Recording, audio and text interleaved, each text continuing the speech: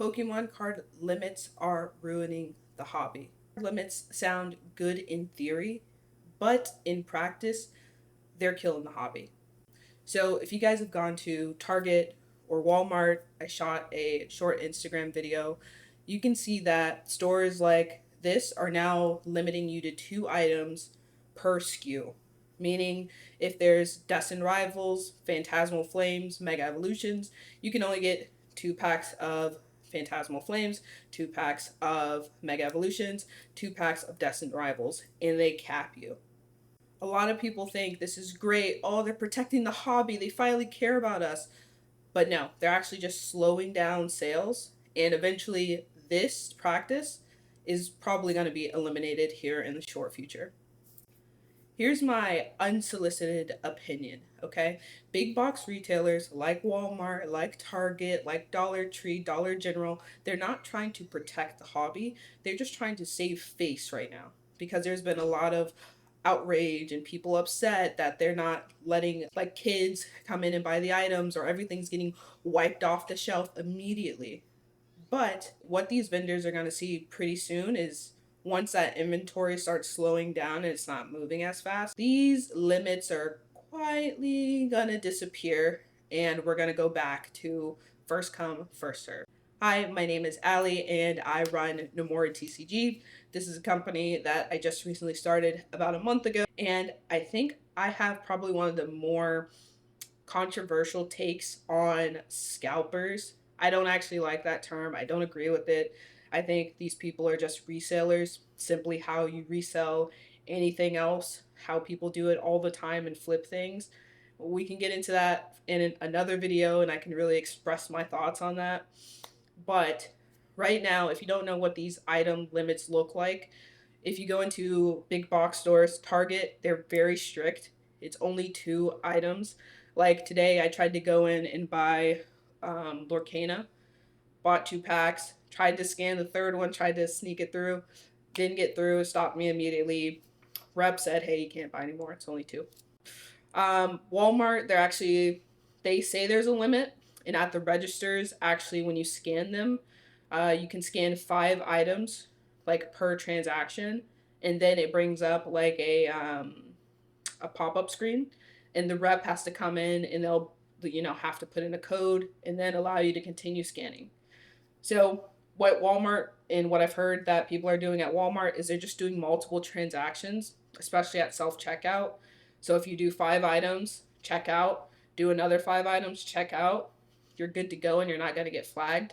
I've done that recently with some items I purchased for my personal collection. No issue. Rep was like, just do another transaction.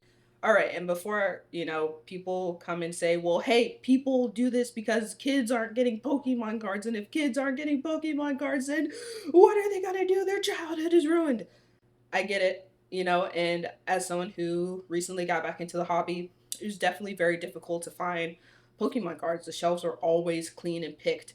All right, like from what I've seen back in 2020, 2021, the shelves were absolutely wiped and you couldn't get product. Even the beginning of this year, you couldn't really get product unless you were catching it right at drop. Sometimes even Sam's, Costco, you still can't get product. So I get exactly where this is coming from, and I understand, why people might be upset or really happy about this enforcement. So I literally went to a local Target, and this was the day before Christmas. I just went to Target randomly to see, like, hey, let's see if they got any stock in before the holidays. Makes sense that Pokemon would send out more inventory. Walked in, shelves were full, fully stocked. And this was probably around 3, 4 in the afternoon. And that was just baffling. Obviously, they had the limit on the cards, but the way that the product was moving was extremely slow. So what I did was I actually followed this for a couple of days and went back for the next 4 days. This kind of being my last day. So 25, 26, 27, 28, 29, 30. I went back 3 more times in 7 days, and the product didn't officially sell out until today. So that's telling me that the product is moving a lot slower. The products just didn't seem like they were moving, and I don't think it's because people suddenly lost interest in Pokemon. I think it's because of the 2 item limit. If I'm being honest, as someone who likes to rip, and when I say rip, I am looking for maximum rippage. How many packs can I open? Okay, I am looking for quantity over quality every single time. So when I go to somewhere like Target and I'm limited by 2 items, nobody, I don't care if you're a reseller or you're buying for your own personal PC, I don't care. Nobody's trying to rip only 2 packs of Destined Rivals. I'm trying to rip 10 packs. So what I think that's doing to places like that are heavily enforcing these rules, people don't even want to go there. Why am I going to waste my time? I'm going to go try to go catch Walmart. I'm going to try to catch Sam's. I'm going to try to catch Costco, where they're not doing this, and therefore inventory in these places like Target is just sitting a lot longer.